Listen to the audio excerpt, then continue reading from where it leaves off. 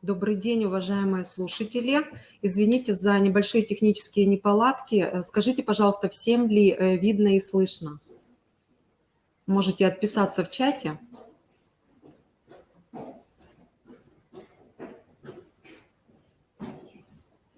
Мгм.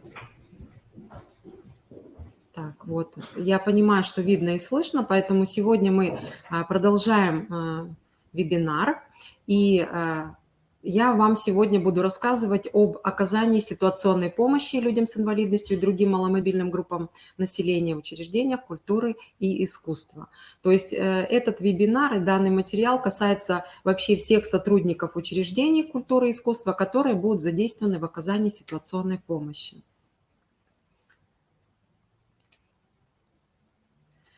Ну, вообще нужно сказать, что формирование доступной среды, которая является одной из целей государственной политики, в первую очередь направлено на людей с инвалидностью.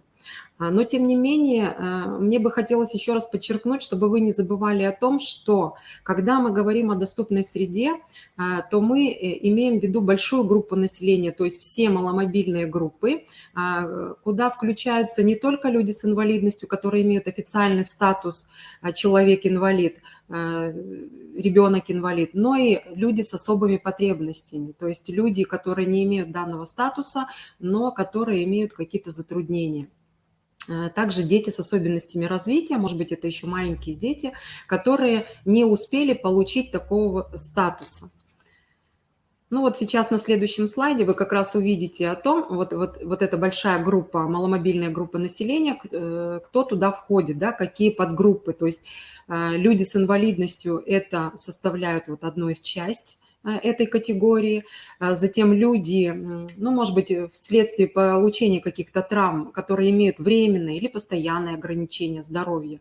Люди с детскими колясками, беременные женщины и люди преклонного возраста, которые также могут не иметь статуса инвалидности, но, тем не менее, иметь затруднения при передвижении. Например, человек престарелый и передвигается при помощи трости. То есть вот такая вот большая группа населения. Не забывайте об этом, когда речь идет о формировании доступной среды.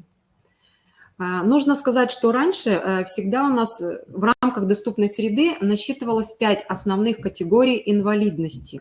То есть условно между собой, между специалистами мы можем называть как КОСГУ, то есть колясочники, опорники, слепые, глухие и люди с умственными нарушениями. Но ни в коем случае, я уже вам говорила о том, что мы в общении с другими людьми, при посторонних людях, особенно в общении с людьми с инвалидностью, их родственниками, мы обязаны применять другую совершенно терминологию.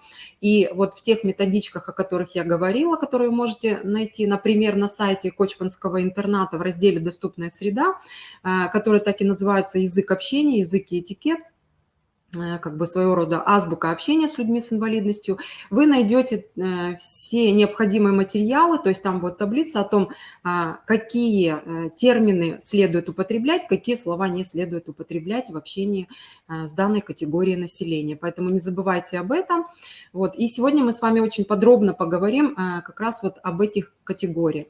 Сейчас, то есть 5 основных категорий, тем не менее, вот некоторые из этих категорий делятся еще на подвиды, потому что если мы говорим, например, о людях с нарушением опорно-двигательного аппарата, то это может быть нарушение верхних конечностей, нарушение нижних конечностей. Точно так же люди с нарушениями зрения могут быть как тотально слепыми, то есть незрячими полностью, и люди слабовидящие. Да, об этом тоже не стоит забывать, поэтому 5 основных категорий.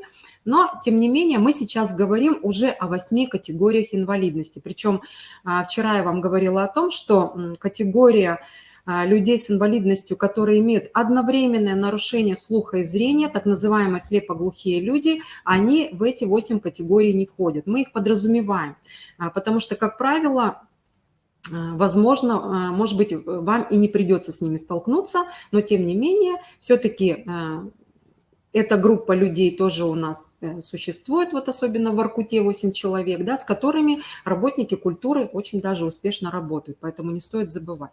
Но сейчас как раз идет обсуждение на предмет того, стоит ли вот эту категорию включать, дополнять 9 категорией. 8 категорий инвалидности у нас сейчас принято рассматривать в соответствии с приказом Министерства труда Российской Федерации об утверждении порядка разработки и реализации ИПРА, так называемых, да, индивидуальная программа реабилитации или абилитации инвалида. Можете посмотреть этот приказ, там есть такой раздел, который называется «Виды помощи, в которых нуждается инвалид». Большое название, я тут сокращенно привела вам. То есть там как раз условно вот эти категории расписаны. Далее, вот как раз мы сейчас с вами рассмотрим, какие же группы включаются в эти 8 категорий инвалидности. То есть графическое и буквенное изображение. То есть вот эти символы, которые вы можете применять при формировании условий доступной среды. Это могут быть у вас этикетки различные, таблички, которые обычно у нас на желтом фоне, да, дублирующие шрифтом Брайля и так далее. То есть, ну, вот такие вот символы общепринятые. То есть первая категория – это люди, передвигающиеся на колясках, да, так называемая буква К. Колясочники условно то, что мы будем говорить между собой, между специалистами.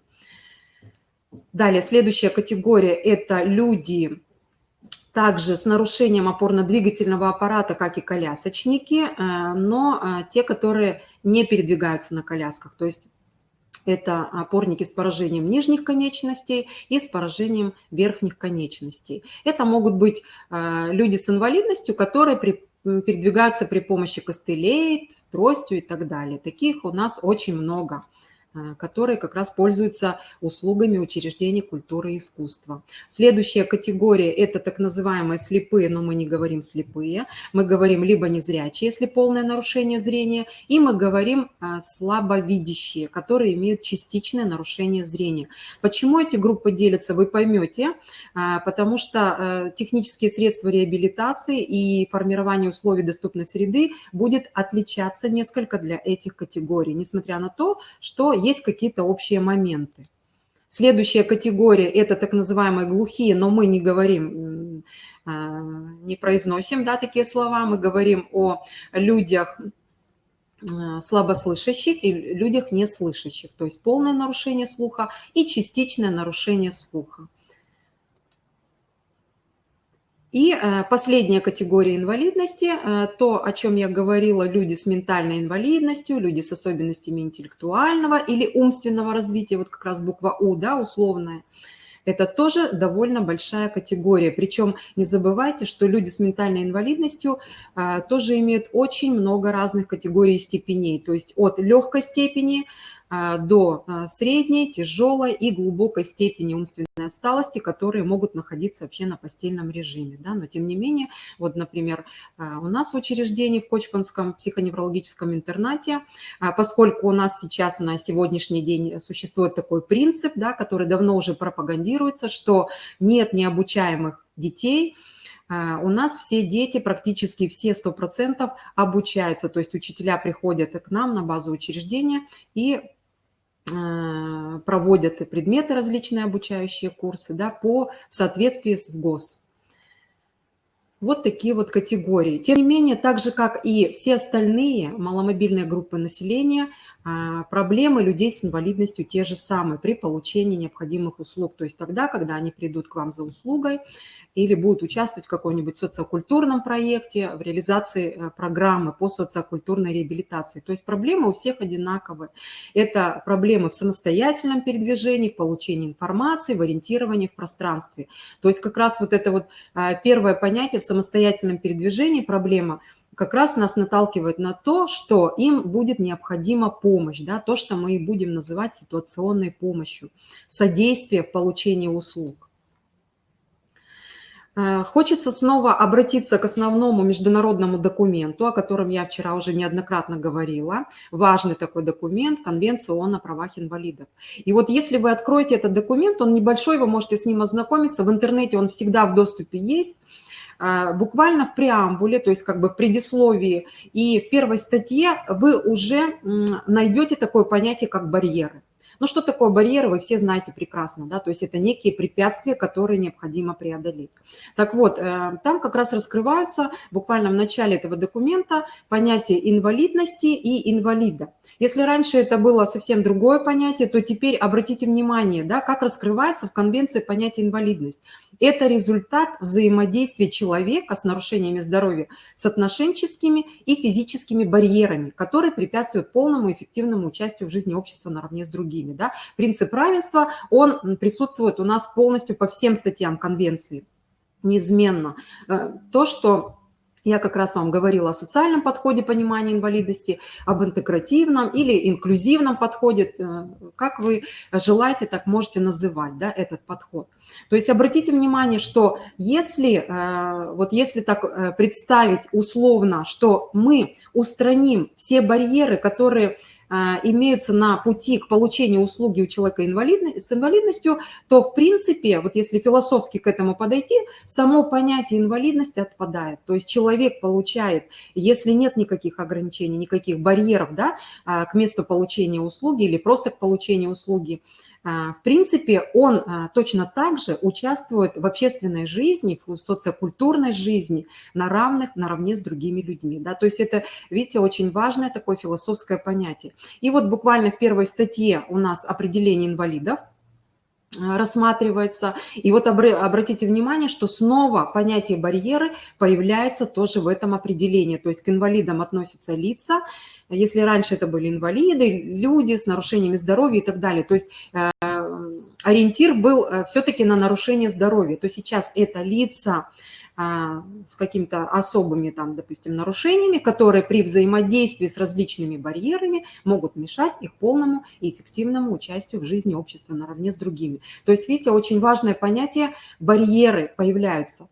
Поэтому наша вся задача и наша вся вот работа направлена на то, чтобы устранить вот эти вот барьеры, да, при получении различного рода услуг. И неважно, какое это учреждение, либо это социальная защита населения, либо это учреждение культуры и искусства, здесь подход будет одинаков. Раз мы заговорили с вами о барьерах, давайте теперь раскроем, да, какие же барьеры бывают, какие их виды и какие барьеры у нас встречаются конкретно, если мы рассматриваем каждую категорию инвалидности в отдельности. Вот еще раз снова обращаемся к Конвенции. Вот если мы устраним эти барьеры, условно говоря, то таким образом мы как раз достигнем, люди с инвалидностью достигнут максимальную свою независимость. И тем самым вот эта статья 30, о которой я вчера говорила, участие в культурной жизни, проведение досуга и отдыха, и занятий спортом у нас будет вполне плодотворно, планомерно реализовываться, да, потому что никакие барьеры не смогут этому помешать.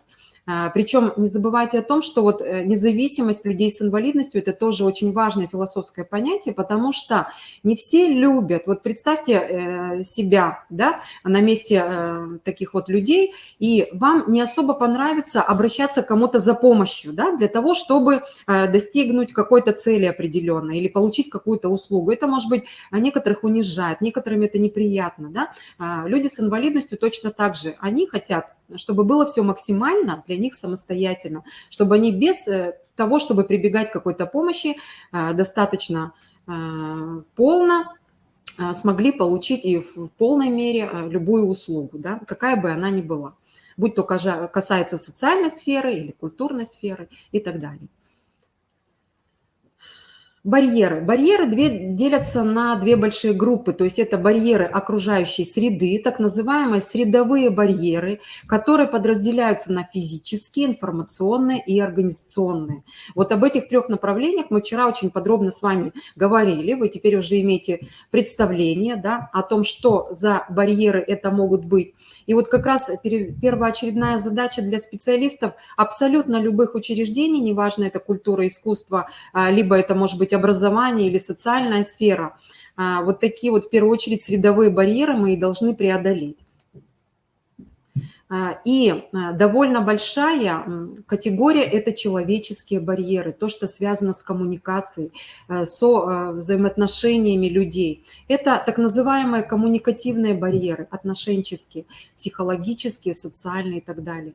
И если у нас, скажем, средовые барьеры требуют все-таки каких-то финансовых вложений, да, когда мы устраняем особенно физические барьеры, когда мы устанавливаем какие-то технические средства реабилитации, когда мы делаем капитальный ремонт наших зданий, то вот эти вот барьеры, человеческие барьеры, они абсолютно не требуют никаких финансовых вложений, но тем не менее это труднопреодолимые барьеры. Почему? Потому что это в первую очередь менталитет людей, это то, что заложено в наших головах, а преодолеть то, что заложено в наших головах, крайне сложно, да, то есть это нужно изо дня в день заниматься и заниматься пропагандой для того, чтобы преодолеть какие-то стереотипы, которые у нас до сегодняшнего дня в обществе присутствуют, да, и говорить о том, что люди с инвалидностью – это такие же люди, как и все, но имеют какие-то, скажем, проблемы, затруднения при получении услуг, да. Вот таким вот образом. Поэтому каковы же основные пути преодоления барьеров вот всех этих двух групп больших? Это, конечно, в первую очередь то, что я говорила уже, то, что требует определенных финансовых вложений, вливаний. Это архитектурно-планировочные решения или так называемые управленческие решения, которые, скажем, появились у вас в учреждении в результате разработки дорожных карт, да, планов адаптации и так далее. То есть вы поняли, что вам чего-то не хватает для того, чтобы человек с инвалидностью мог самостоятельно получить услугу ту или иную у вас в учреждении. Или даже элементарно смог попасть к вам в учреждение. То есть это ремонтные работы, это и текущий ремонт, и капитальный ремонт. То есть все вот такие вот серьезные вещи. Это могут быть просто какие-то технические средства адаптации и информационного плана, да, и физического плана, о которых я также вчера говорила, очень много уже об этом говорила. То, что можно разместить в учреждениях культуры и искусства как для индивидуального пользования, так и для коллективного пользования. То есть так называемые ассистивные, то есть вспомогательные устройства, которые помогают уже преодолеть различные барьеры. Ну и, наконец, третья большая группа – это, конечно же, помощь персонала. То, о чем мы сегодня с вами будем подробно говорить. Это сопровождение, оказание содействия как раз преодолении вот этих всех видов барьеров. Ну и другая, иная необходимая помощь для людей с инвалидностью и других маломобильных групп населения. Вот мы как раз с вами подошли к понятию ситуационной помощи. Что же такое ситуационная помощь? И обратите внимание, вот здесь я в определении опять-таки выделила даже некоторые вещи. То есть опять у нас появляется понятие барьер, да? Это помощь, которая оказывается человеку с инвалидностью или любому другому человеку из маломобильных групп населения в целях преодоления барьеров, которые препятствуют получать ему все услуги, оказываемые учреждениями и организациями наравне с другими лицами. То есть неважно, какое учреждение культуры и искусства, учреждение образования, социальной сферы. То есть здесь ситуационная помощь, определение для всех одинаковое абсолютно. Вот сейчас мы с вами подробно в рамках всех 8 категорий поговорим о том, какие же барьеры могут испытывать люди определенной категории. Вот если мы говорим о людях, передвигающихся на креслах-колясках, да, какие же, в первую очередь, конечно, физические средовые барьеры. Об этом мы с вами будем говорить, потому что все остальные отношенческие барьеры здесь нужно немножко другой подход нужен. Вы можете почитать, опять-таки, методическую литературу, терминологию, этикет, и, может быть, у вас будет по-другому, да, как-то мнение складываться об этих людях. То есть максимально возможно мы должны прощаться со всеми стереотипами, которые находятся у нас в головах. Для инвалидов, передвигающихся на колясках, то есть какие же барьеры могут встретиться на пути. Я именно этот материал подобрала для вас для того, чтобы, может быть, сегодня присутствуют на нашем вебинаре специалисты, которые будут входить в ваши рабочие группы, которые будут заниматься непосредственно формированием физических условий, да, созданием доступной среды в ваших учреждениях. Может быть, сегодня присутствуют руководители рабочих групп, так называемые координаторы, или, может быть, руководители учреждения, вот это очень важно будет для них, особенно если это представители, может быть, заместители директоров по хозяйственной части. То есть это могут быть барьеры следующие. Это высокие пороги и ступени. Да? Понятно, что человек, передвигающийся на колясках, будет испытывать трудность. Представьте себе, что он передвигается совершенно самостоятельно, без оказания вашей посторонней помощи, ситуационной помощи. То есть это отсутствие поручней. Причем не забывайте, что поручни у нас должны быть с двух сторон, если это узкая лестница или, неважно, широкая лестница, да, потому что у него может быть, даже несмотря на то, что он передвигается на коляске, может быть еще и поражение, допустим, верхних конечностей, да, одной из конечностей. Поэтому поручни должны быть с той стороны, как ему удобно передвигаться. Причем, если говорить очень подробно, вот те люди, которые будут непосредственно этим заниматься, должен быть еще и соответствующий диаметр, потому что очень часто можно встретить поручни довольно такие вот объемные, которые просто невозможно обхватить, да, даже обычному человеку, не говоря уж о человеку, который будет передвигаться на коляске. Это нарушение их высоты, да, могут быть они располагаться очень довольно высоко, и ему тоже неудобно будет пользоваться ими. Это покрытия различного рода, неровные, скользкие, мягкие, которые тоже затрудняют ход коляски. С высоким ворсом, крупнонасыпное и прочие покрытия. Это неправильно установленные пандусы. Некоторые учреждения считают, что вот они установили пандус, и на этом все закончилось, да, все хорошо. Но, тем не менее, нужно сказать, что вот у нас был такой случай, причем как раз речь идет об учреждении культуры, библиотека Брайля, которые установили пандус, и пришли, когда на какое-то мероприятие, не помню какое, люди с инвалидностью, которые передвигаются на креслах-колясках, они поняли, что пандус установлен неверно, то есть угол наклона совершенно не соответствует норме. И вот по такому пандусу, конечно, очень сложно добраться до входной группы.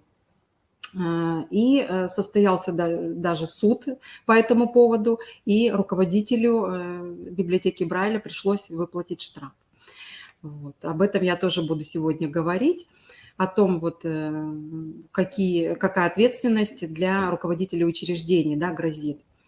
То есть это узкие дверные проемы и коридоры. Причем здесь тоже говорить можно очень много, потому что при раскрытии двери ширина проема может меняться. Поэтому здесь тоже нужно соблюдать определенную ширину, учитывая, что дверь раскрыта. Потому что, может быть, ширина между косяками соответствовать норме, но при раскрытии двери будет создаваться такой более узкий дверной проем. А сейчас у нас многие инвалиды, передвигающиеся на колясках, используют довольно дорогие, довольно такие модернизированные коляски, и они по ширине довольно широкие, и проходы должны быть соответствующие, да, для любых колясок абсолютно.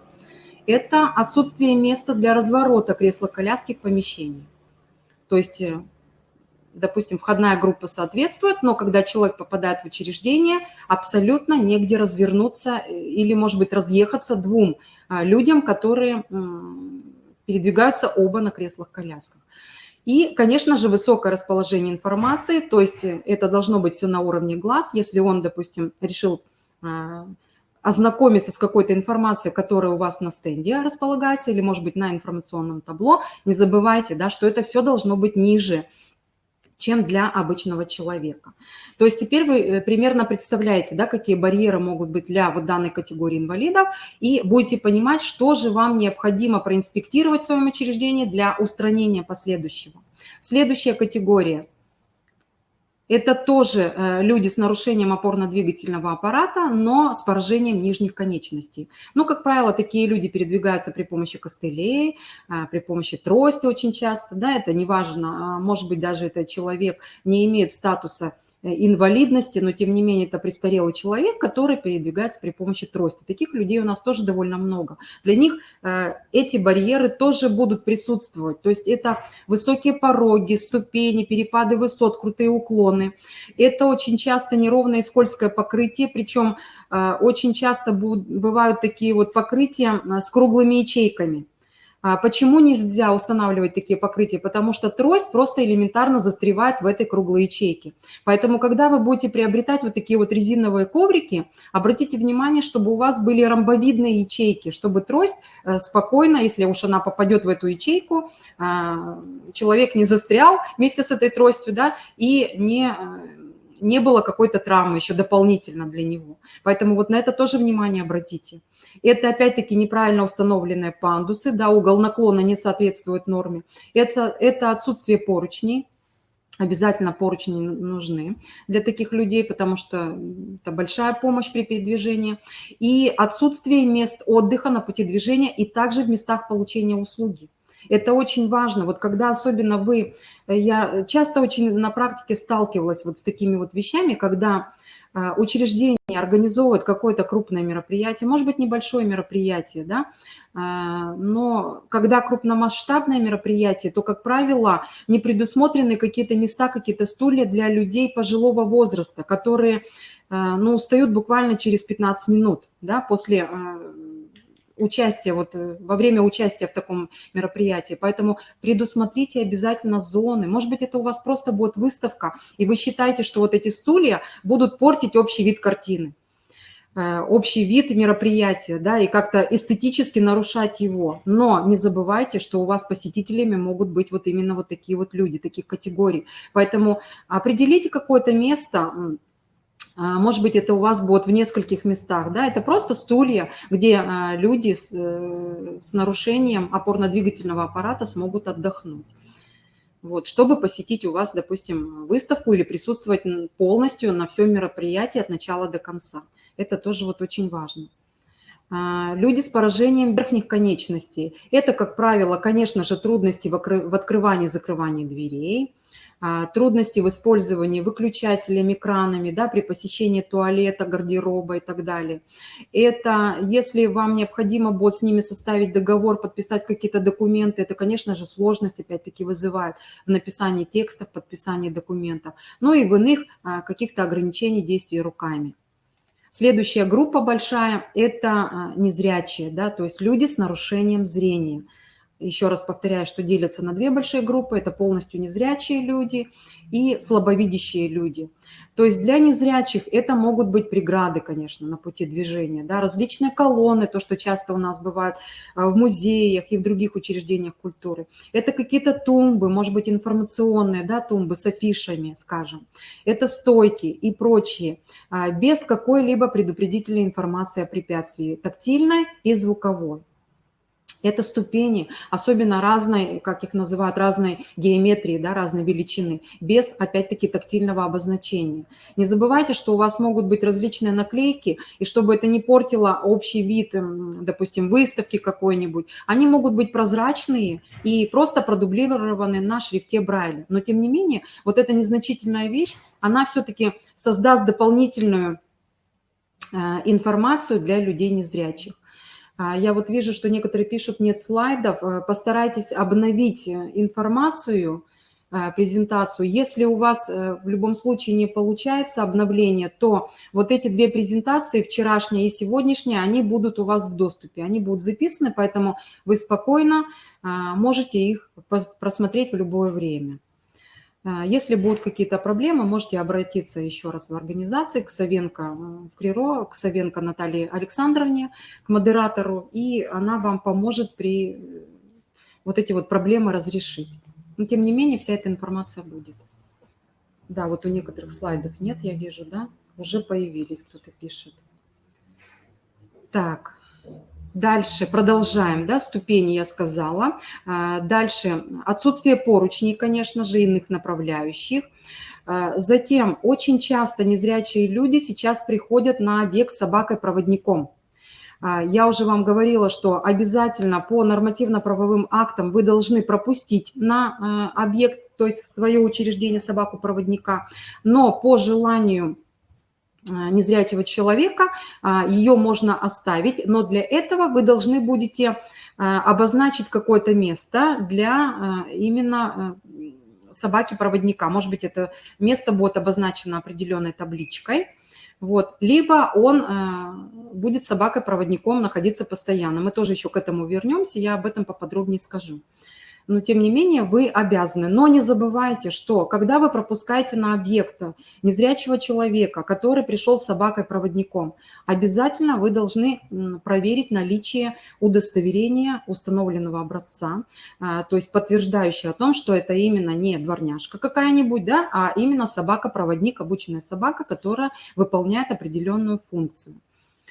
Ну и отсутствие дублирующей звуковой информации если, не дай бог, случится какая-то чрезвычайная ситуация или какой-то экстренный случай, да, потому что звуковые оповещения, конечно, должны быть в любой организации для вот такой вот категории людей. Для слабовидящих людей это отсутствие контрастной информации, но у нас, как правило, вот цвета, допустим, белый, черный, желтый очень часто, да, применяется. Почему желтый? И у нас вот, как правило, вы часто видите желтые стикеры на стеклянных дверях.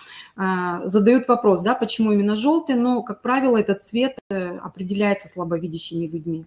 И даже незрячие люди иногда могут распознавать вот какое-то, если остаточное зрение имеется у таких людей, они могут распознавать именно желтый цвет. Это использование различных знаков, текстовой, графической информации недостаточных размеров, да, поскольку он слабовидящий, поэтому все должно быть укрупненное, шрифты укрупненные. Поэтому и на сайтах у вас тоже есть такая возможность для слабовидящих людей, то есть вся информация дублируется, но уже укрупненным шрифтом. Да. Сейчас такие требования к сайтам, в принципе, у всех учреждений имеются. Это наличие препятствий различных и преград на пути движения без достаточной информационной поддержки по размеру, по цвету, по контрасту. Ну и, конечно же, недостаточная освещенность мест и путей движения, ну и место получения услуги, где уже непосредственно будет проходить, может быть, какое-то мероприятие. Следующая категория – это люди так называемые глухие, но мы не называем их, мы называем неслышащие и слабослышащие. То есть, поскольку они не слышат, для них должна быть максимальная зрительная информация, да? Поэтому если ее отсутствие и недостаточность, это тоже будет являться барьером на пути. Это отсутствие сурдопереводчика в учреждении или сурдоперевода, который может быть у вас в записи. Это иные какие-то информационные барьеры, отсутствие дублирующей световой информации опять-таки, при чрезвычайных ситуациях. Если люди имеют также нарушение по слуху, инвалидность по слуху, но являются слабослышащими. Я вам вчера уже говорила о наличии индукционных петель. Да? То есть если у вас большой актовый зал, вы можете применить стационарные индукционные петли. Это нужно для чего? Для того, чтобы слабослышащий человек не испытывал каких-то помех. Особенно это могут быть какие-то посторонние шумы. Вот как раз вот свойство вот таких вот индукционных петель поглощать излишние шумы, аудиоконтуры, которые поглощают настолько, что люди слабослышащие могут прослушивать музыкальное произведение с очень высокой точностью, да, в записи. Поэтому вот такие вот вещи, ну хотя бы переносные, то есть вот такие вот портативные так называемые индукционные петли у вас должны быть обязательно хотя бы на входных группах. Да? Но вместо получения услуги вы можете вот эту переносную индукционную петлю даже взять с собой для того, чтобы разговаривать со слабослышащим человеком. Ну вот наличие электромагнитных помех я уже говорила, недостаточность и отсутствие зрительной информации. Это также для неслышащих людей точно такой же барьер. И отсутствие звукоусиливающих средств в местах получения услуги. Следующая категория и последняя, да, это вот большая довольно-таки категория тоже населения, это люди с ментальной инвалидностью, как мы их называем, с особенностями интеллектуального или умственного развития.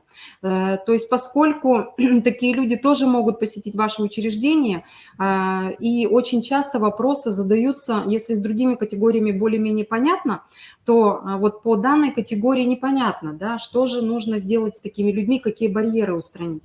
То есть это, во-первых, отсутствие понятной информации на простом языке. И точно так же специалист должен перестроиться каким-то образом и информацию выдавать очень доступным, простым языком. Но мы еще будем подробно говорить, да, на что нужно обратить внимание.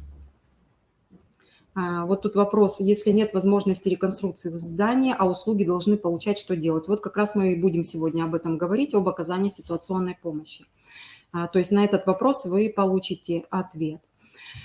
И точно так же неорганизованность сопровождения на объекте, потому что, как правило, самостоятельно совершенно такие люди, если у них особенно умеренная или тяжелая степень умственной отсталости, получить услугу не смогут.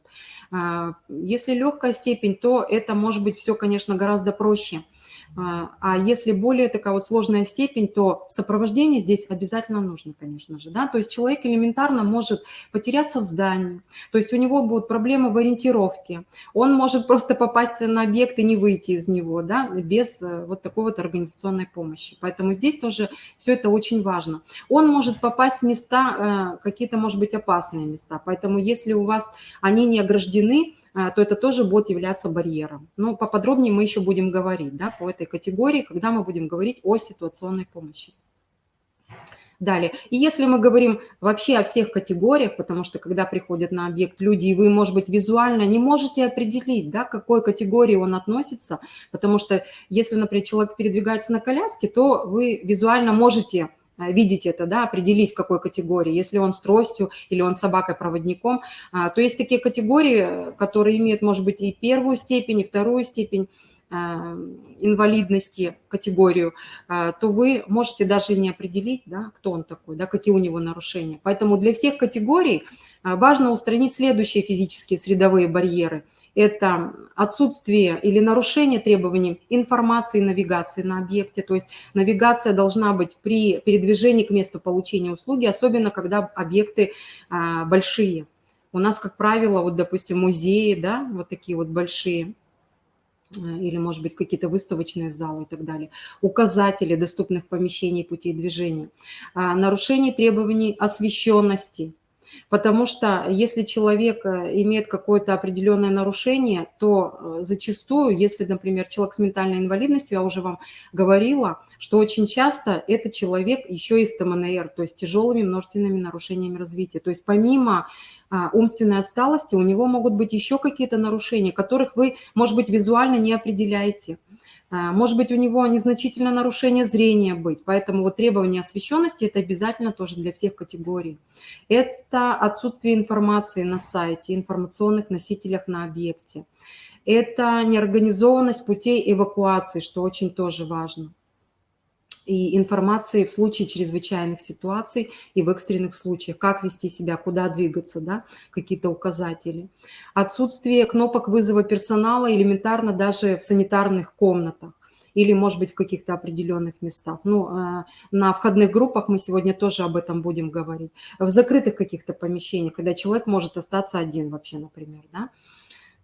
Пришел один, вышел специалист, и вот он остался один, и кнопки вызова нет, и вдруг чрезвычайная ситуация произошла, что делать, да, куда идти, тоже непонятно может быть. И некомпетентность персонала, то есть необученный персонал, необученные специалисты, что тоже очень-очень создает большие проблемы по вопросам общения, этики и, самое главное, оказания ситуационной помощи. Но я думаю, вот благодаря нашим 2 вебинарам вы приобретете довольно большие, обширные знания для того, чтобы у вас вот такие вот знания появились и своего рода компетентность, да, по вопросам общения, этики, оказания помощи. Для того, чтобы вот данные барьеры, в основном вот такие физические, средовые, как я уже говорила, барьеры устранить, очень важно. Особенно это касается руководителей рабочих групп, то есть вот группы специалистов, которые будут заниматься созданием доступной среды в вашем учреждении. В первую очередь нужно изучить технические нормативные документы. Их, конечно, много разных видов, да, это технические регламенты, это федеральный закон, это различные межгосударственные стандарты, национальные стандарты, так называемые ГОСТы. И это, конечно же, своды правил. Они сейчас бывают разные. Они могут быть для обязательного или, может быть, какие-то моменты конкретного свода правил, бывшие СНИПы, так скажем, да, могут быть для обязательного исполнения, какие-то моменты для добровольного применения. Ну, я думаю, что все, может быть, вот эти вещи не обязательно с ними знакомиться, но самый главный документ, который вот руководитель рабочей группы обязан полностью знать для того, чтобы устранить вот эти физические барьеры, это документ, бывший СНИП 35, я уже вчера вам говорила об этом. Сейчас он называется СП, то есть свод правил 59, причем долгое время у него была редакция СП 59-2012, сейчас СП 59-2016. Вообще, когда речь идет о нормативно-правовых документах, не забывайте, пожалуйста, отсматривать все последние редакции. То есть те специалисты, которые у вас будут работать с так называемой нормативкой, обязательно, чтобы был встроенный консультант плюс или гарант, для того, чтобы вот вы все эти документы видели в последней редакции, потому что вот те даже отраслевые порядки, о которых я вам вчера говорила, есть уже, появились некоторые в новой редакции, поэтому открывайте их в «Консультант Плюс», скачивайте, смотрите, потому что даже нормы, вот помните, я вам говорила про процентное соотношение, да, сколько людей с инвалидностью у вас должно присутствовать, допустим, при кинопоказе или там в актовом зале, при просмотре спектакля. Вот эти цифры тоже, они могут меняться ежегодно, поэтому отсматривайте, пожалуйста, последнюю редакцию. То есть вот этот вот основной документ, который тоже доступен в интернете, он есть, доступен для скачивания. Вот здесь все физические барьеры вы все найдете, да, то есть каким образом их можно устранить и какие нормы вам необходимо в ваших учреждениях сделать. Это, конечно же, при наличии того, что физические барьеры можно устранить, если это не памятник культуры и искусства, где мы не можем, да, какую-то физическую доступность, что-то обустраивать, переделывать и так далее, только мы можем с разрешения это все делать. То есть тут уже вот такие вот нюансы. И если мы ничего не можем приспособить, ничего не можем сделать помните, я вам говорила, да, принцип в конвенции у нас есть универсальный дизайн, когда вводится впервые в эксплуатацию какое-то новое здание, сооружение, в принципе, вот этот вот СП-59 должен полностью там соблюдаться. То есть должно быть уже так, что барьеров и при входе, и при передвижении внутри здания не должно быть никаких для людей с инвалидностью. Это, конечно, в идеале. Как правило, у нас даже до сих пор, вот буквально последние, может быть, какие-то современные здания вводятся в эксплуатацию, и все равно с нарушением вот этих норм, строительных норм и правил. Поэтому это, конечно, не от вас зависит. И второй у нас принцип, который рассмотрен в Конвенции ООН о правах инвалидов, это принцип универсального дизайна, когда мы можем что-то, может быть, при помощи текущих ремонтов, капитальных ремонтов, да, что-то приспособить. Но если мы не имеем права приспосабливать, поскольку это памятник культуры и искусства, мы можем применить какие-то технические средства адаптации, да. Если мы не можем ни того, ни другого, можем применить, но нет финансовых средств на это, допустим, потому что это все дорогостоящее, вот тогда мы должны в учреждении как раз и оказать ситуационную помощь, то есть максимально сделать сопровождение людей с инвалидностью так, чтобы оказать ему помощь в получении услуги, даже если у вас полностью входные группы не приспособлены для этого. Вот. И не забывайте про услуги на дому, да, которые тоже можно сделать. Это касается, например, библиотек, которые могут элементарно доставить на дом, допустим, любую литературу. Вот. Об этом тоже не забывайте, да, что у нас разные формы предоставления услуги не только на объекте, но и за пределами объекта тоже есть. Так. Это у нас технические были, да, правовые акты. Ну и я специально вам сделала вот такие вот слайды, потому что сегодня, может быть, присутствуют и руководители рабочих групп, да, и представители рабочих групп или специалисты, которые будут входить в эти рабочие группы и работать по созданию доступной среды. Вот основные нормативные документы, они будут вот на этих слайдах. Это, конечно же, у нас федеральный закон 181, основной закон о социальной защите инвалидов Российской Федерации. Обратите внимание, что он старый, 95-го года, но у него постоянно есть новые редакции. И в новых редакциях очень много изменений различных. Основные статьи, на которые вам не обязательно, может быть, весь просматривать этот закон. Статьи основные, на которые нужно обратить внимание, я здесь тоже вам привела в пример.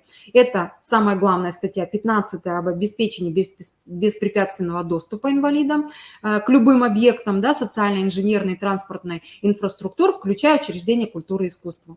И появилась у нас не так давно статья 15.1, это государственный контроль и надзор за обеспечением доступности. То есть если ваши руководители учреждений, руководители рабочих групп ничего не сделали в плане физической доступности, да, в плане информационной или организационной доступности, не забывайте, что в любое время могут прийти государственные органы, может быть, из министерства, скажем, вот такие вот комиссии, они сейчас уже созданы и работают с проверкой. Может быть, это независимая экспертиза, это представители общественных организаций инвалидов, которые также могут прийти с проверкой, с любой, да, на объект к вам и посмотреть на предмет доступности, насколько он доступен, недоступен, в том числе, если он недоступен физически, то каким образом у вас организована ситуационная помощь, вот это все они могут проверить.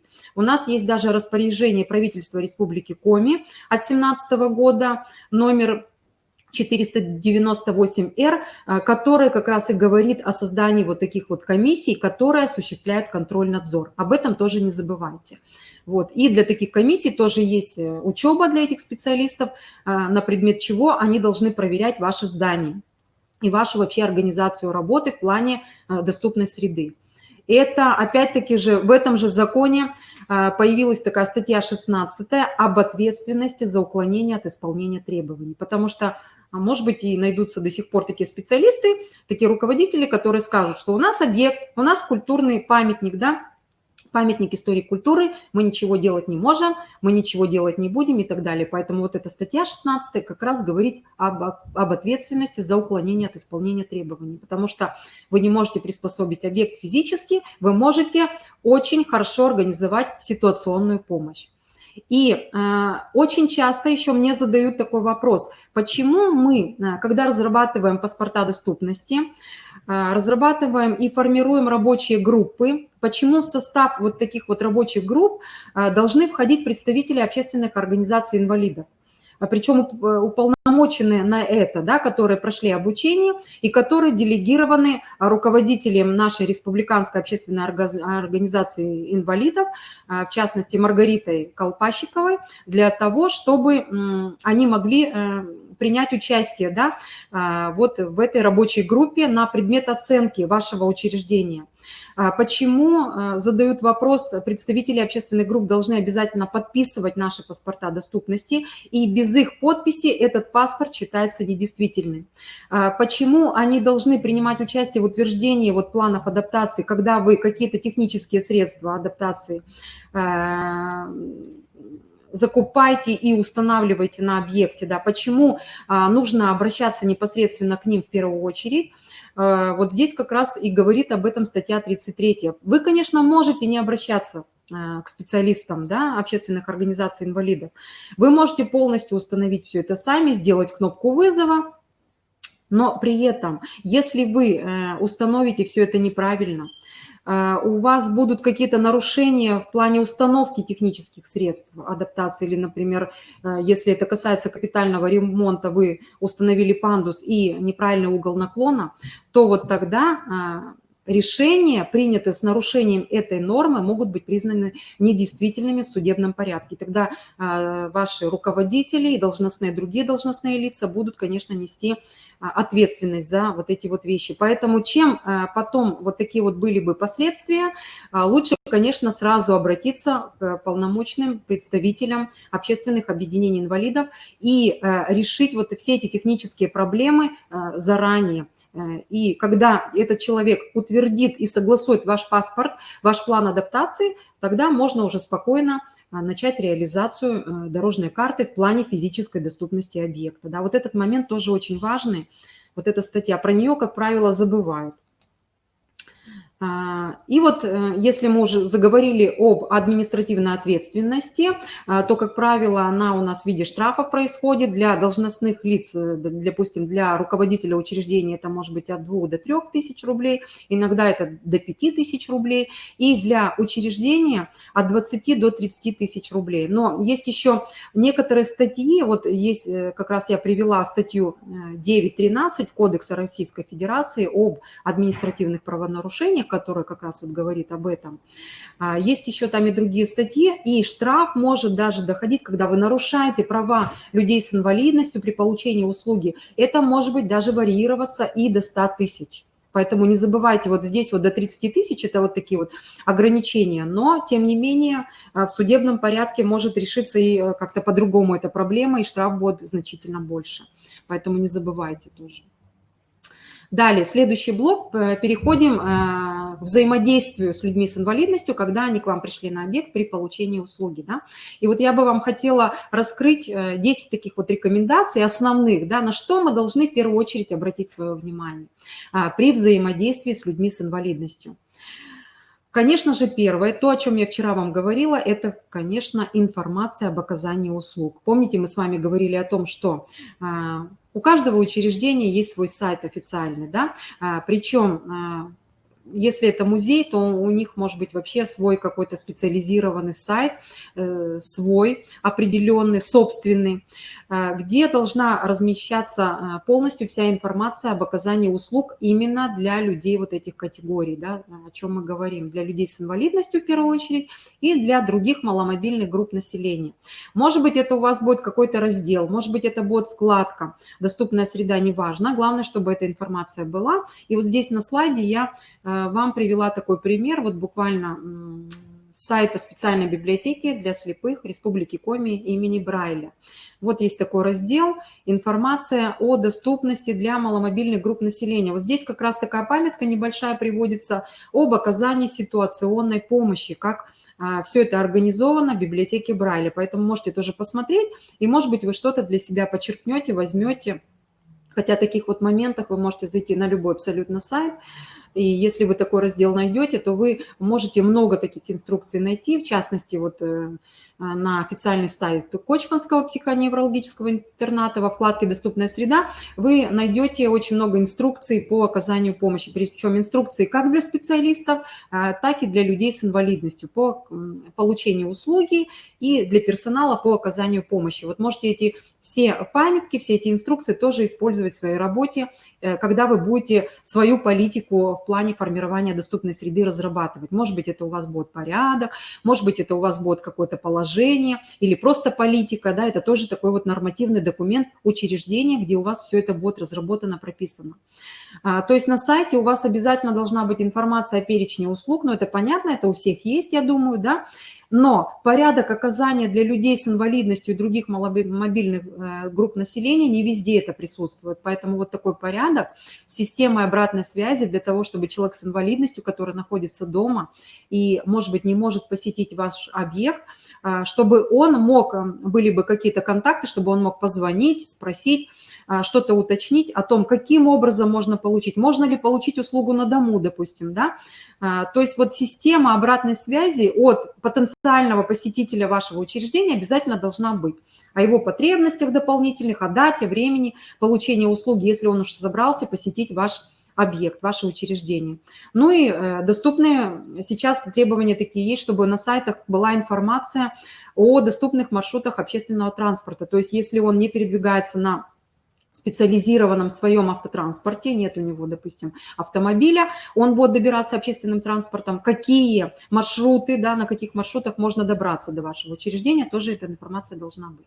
Следующая рекомендация. Но не забудьте, что формы предоставления услуг у вас могут быть разные, да, я уже говорила, то есть это может быть дистанционно по телефону, и может быть вот этой консультации ему будет достаточно. Это может быть на дому, когда человек, может быть, дом не позволяет, да, вот физическая доступность дома не позволяет ему выбраться на улицу, потому что он передвигается на коляске, и нет каких-то помощников, сопровождающих лиц, которые бы элементарно помогли помочь ему выйти из своего дома, такие люди тоже будут, да, потому что у нас много таких жилых домов, которые совершенно недоступны для выхода, для входа и выхода людей, которые передвигаются на колясках, и порой зачастую они годами не выходят из дома. Не забывайте, что такие люди тоже есть. Да?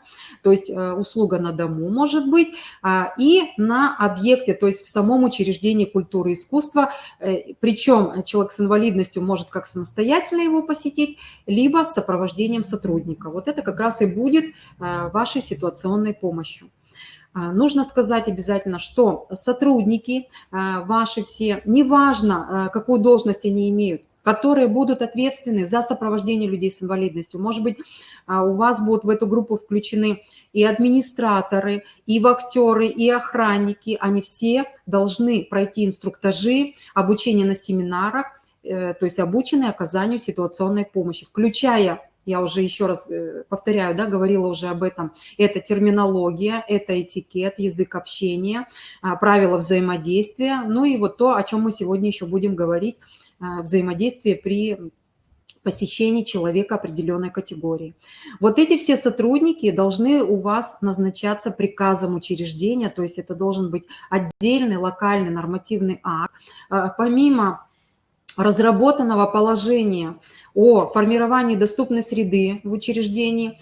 Это приказ учреждения, ну, допустим, он может называться либо о формировании доступной среды, или оказании ситуационной помощи, или об организации работы по созданию беспрепятственного доступа людей с инвалидностью и других маломобильных групп населения, так называемых МГН, на территории вашего учреждения, да, учреждения культуры и искусства. То есть вот по каждой из 8 категорий у вас должны быть прописаны ответственные. Вот в нашем приказе, например, приказе нашего учреждения, как правило, даже на одну категорию по 2 человека назначаются, особенно если это касается людей, передвигающихся на колясках, и людей с инвалидностью по зрению. Очень важно, да. Но если по зрению достаточно, может быть, назначить одного специалиста, ну, как правило, второй назначается для чего? Потому что один специалист может находиться элементарно в отпуске, да, или на больничном. Поэтому, если уж такой человек пришел к вам на объект, то другой специалист, назначенный ответственным за сопровождение данной категории населения, тогда он вступает в работу, да, если кто-то из специалистов отсутствует. То есть по 2, как правило, назначаются специалиста. Если это ответственные, которые будут закрепляться за сопровождение людей, передвигающихся на колясках или с какими-то серьезными нарушениями опорно-двигательного аппарата, то, как правило, это должны быть мужчины, да, потому что это все-таки очень сложно сопроводить таких людей. Это порой бывает физически проблематично. Поэтому об этом тоже подумайте, но не всегда у нас есть мужчины, да, сотрудники. Поэтому здесь нужно будет четко все продумать.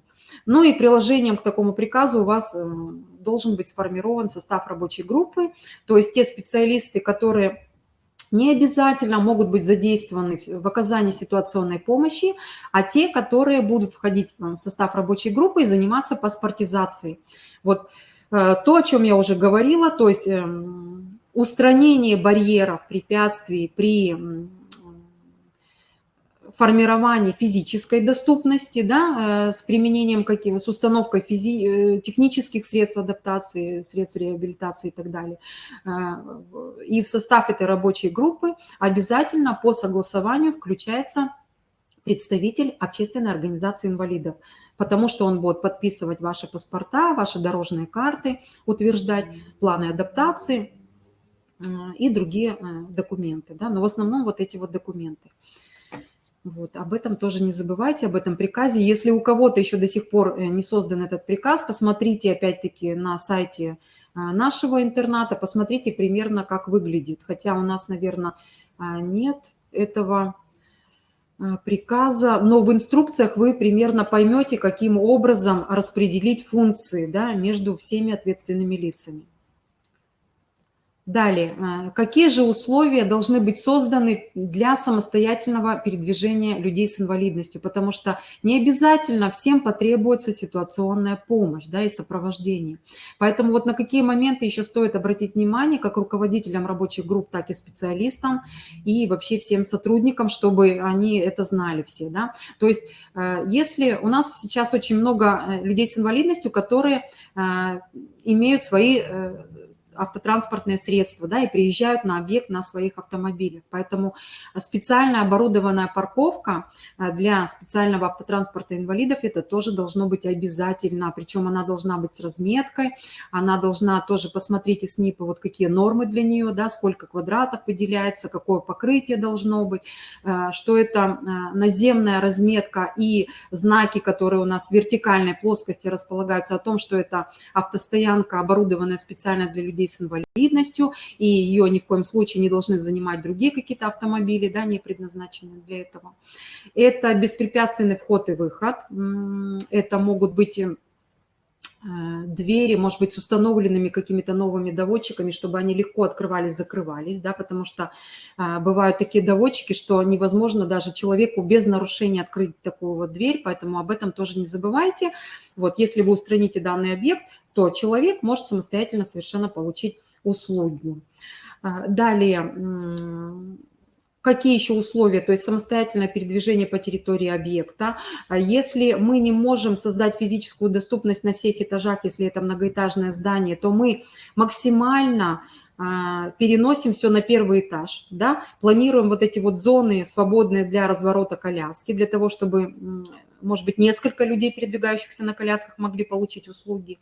Если это какие-то консультационные вещи, то мы можем организовать какую-то зону со столиком, да, для специалиста, который может тут же спуститься и проконсультировать, для того, чтобы человек не поднимался по этажам, да, потому что это проблемно, особенно когда в учреждении нет мужчин-сотрудников, которые могут обеспечить доставку вот этого человека на, например, третий этаж, где находится руководитель учреждения, да, когда человек пришел, и, может быть, он хочет получить консультацию непосредственно у руководителя учреждения культуры.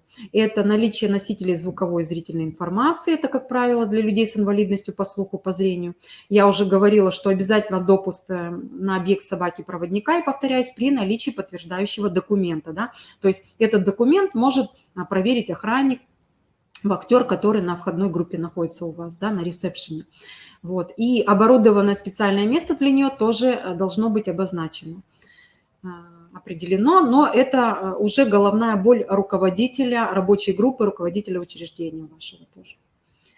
Далее, если человек все-таки пришел к вам на объект, да, то и он хочет получить услугу самостоятельно, но не может преодолеть входную группу, у вас может быть установлена кнопка вызова персонала. Вот как раз для того, чтобы сигнал, определенный сигнал попал к сотруднику, закрепленному, ответственному сотруднику за сопровождение определенной категории инвалидов.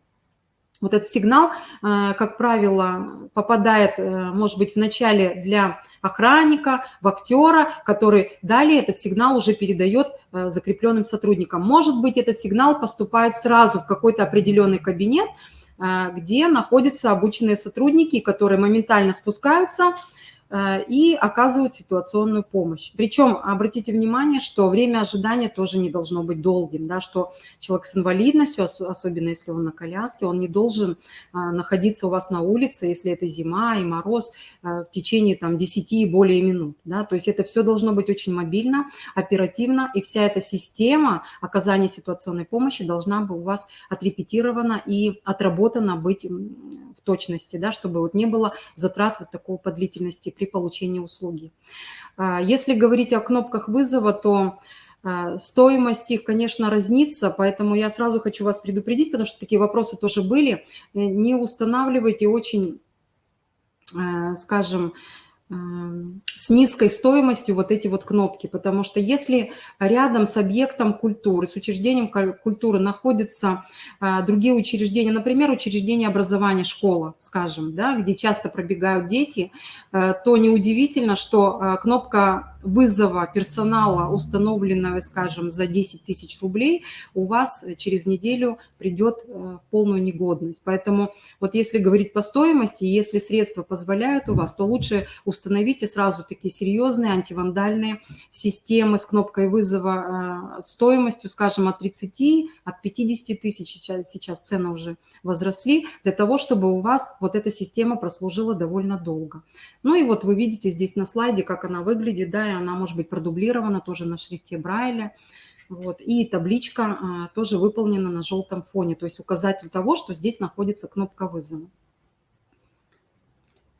Далее. Далее, при поступлении сигнала, да, посетитель пришел, и он хочет, может быть, самостоятельно получить услугу или, неважно, не самостоятельно при также оказании ситуационной помощи. Конечно же, не нужно вас учить, что в первую очередь нужно поприветствовать, поздороваться, да, это так же, как и со всеми людьми, то есть любой посетитель приходит, вы это делаете. Выясняете цель, причину посещения. Вот. Но здесь очень важно, если к вам на объекты очень редко приходят вот такие вот люди с инвалидностью, и даже специалисты, которые прошли инструктажи, которые были обучены, тем не менее, они вдруг впадают в панику, да, поэтому здесь очень важно не суетиться, не кидаться на помощь. Помощь предлагаем ненавязчиво, не привлекая какого-то значительного внимания со стороны окружающих. То есть мы дожидаемся согласия ее принять, потому что он может и отказать, да, в этой помощи, вернее, отказаться от помощи и сказать, что я хочу совершенно самостоятельно попасть на объект и получу услугу самостоятельно, мне ничего не нужно. Да? Поэтому навязывать какую-то помощь дополнительную не нужно. Да? Человек сам знает, сможет он получить услугу или не сможет, но вы все-таки должны будете поинтересоваться, какая именно помощь требуется, потому что понятное дело, что не всегда, я уже говорила вам об этом, визуально вы можете определить, какая категория человека маломобильного, да, кто перед вами находится, какие у него нарушения, вы можете этого просто не заметить, поэтому и диагноз, естественно, вы не будете спрашивать, и вы не будете спрашивать, какая у вас категория, вы кто инвалид, какой, да, вы колясочник, опорник или вы слепой или глухой, да, конечно, вы такие вещи не будете, и такие вопросы задавать глупые не будете, поэтому вы лучше поинтересуйтесь, какая помощь потребуется, как лучше помочь, причем не стесняйтесь задавать ему такие вопросы, как лучше помочь, как лучше оказать эту помощь. И если он отказывается, то объясните обязательно, где у вас находится гардероб, помочь раздеться можно, да, если он попросит эту помощь, где находится туалет, и предложить опять-таки помощь при их посещении, но до определенной какой-то зоны, да, то есть не обязательно доходить, ну, извините за такое выражение, до унитаза. Вот, поэтому просто помочь, попросить, вот, что я могу для вас сделать для того, чтобы человек смог посетить санитарные комнаты. Ни в коем случае не смущаться, если вы вдруг растерялись, в чем-то сомневаетесь, да, либо что-то забыли вы, как правильно поступить, да, естественно, вы не придете с методичкой и не будете заглядывать, что вот нарушения такие-то, нужно сделать то-то, то-то. Вот, поэтому опирайтесь на свою логику, на здравый смысл. Ну, представьте, что к вам пришел обычный человек, да, вот как бы вы поступили, неважно даже, какие у него нарушения есть, поэтому не пугайтесь, не бойтесь, но в случае каких-то серьезных сомнений вы когда сомневаетесь и не знаете, что сделать, какую помощь оказать, то пригласите компетентного помощника, да, кто, может быть, более в этих вопросах разбирается. Ну, в крайнем случае, может быть, заместителя руководителя или руководителя, который тоже должен быть обучен таким вот вещам. Дальше, следующая рекомендация. Если все-таки он решил самостоятельно, да, передвигаться внутри здания, попал в него и собирается самостоятельно получить услугу, то обязательно предупредите о барьерах. То есть какие препятствия есть на пути и где нужно проявлять максимальную осторожность, да, где есть какие-то, может быть, опасные вещи, опасные препятствия. И также обязательно напомните, какие у вас технические средства реабилитации имеются.